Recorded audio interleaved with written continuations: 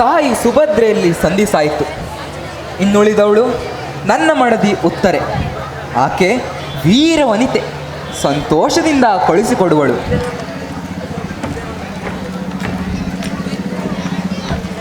ಪ್ರಿಯೆ ಉತ್ತರೆ, ಸ್ವಾಮಿ, ಹೇಗಿದೆ ನನ್ನ ಆರೋಗ್ಯ? ಏನನೂ ನನ್ನ ಕುಮಾರ? ನಾನು ಚೆನ್ನಾಗಿದ್ದೇನೆ. ಆದರೆ ಏನಿದು ನಿಮ್ಮ ವೇಷಭೂಷಣೆಗಳು? ಯುದ್ಧಕ್ಕೆ ಹೊರಟು ನಿಂತ ಕಲಿಯಂತೆ ಕೊಂಗಳಿಸುತ್ತಿದ್ದೀರಿ.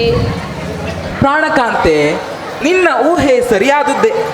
ಆ ಪಾಪಿ ಕೌರವರು ದ್ರೋಣಾಚಾರ್ಯರ ಮೂಲಕ ಚಕ್ರವ್ಯೂಹವನ್ನು ರಚಿಸಿ ನಮ್ಮನ್ನು ಯುದ್ಧಕ್ಕೆ ಆಹ್ವಾನಿಸಿದ್ದಾರೆ. ಈ ನಿಟ್ಟಿನಲ್ಲಿ ಯುದ್ಧಕ್ಕೆ ಹೊರಟವ ಈ ಅಭಿಮನ್ಯು. ಆದರೆ ನನ್ನ ಈ ಪರಿಸ್ಥಿತಿ... ಹೆದರಬೇಡ ಪ್ರಿಯೆ, ಹೆದರಬೇಡ. ನೀನ್ಯಾರು? ಮಧ್ಯಮ ಪಾಂಡವ ಅರ್ಜುನನ ಮಗನ ಮಡದಿ. ಧೈರ್ಯ ತಾಳು. ಆಗಲಿ ಪ್ರಾಣಕಾಂತ, ಜಯವಿರುವ ತನಕ ಭಯವೇಕೆ? ಯುದ್ಧ ಕ್ಷತ್ರಿಯರ ಧರ್ಮ. ಆ ಪರಮಾತ್ಮ ನಿಮಗೆ ಒಳಿತು ಮಾಡಲಿ. ಹೋಗಿ ಬನ್ನಿ.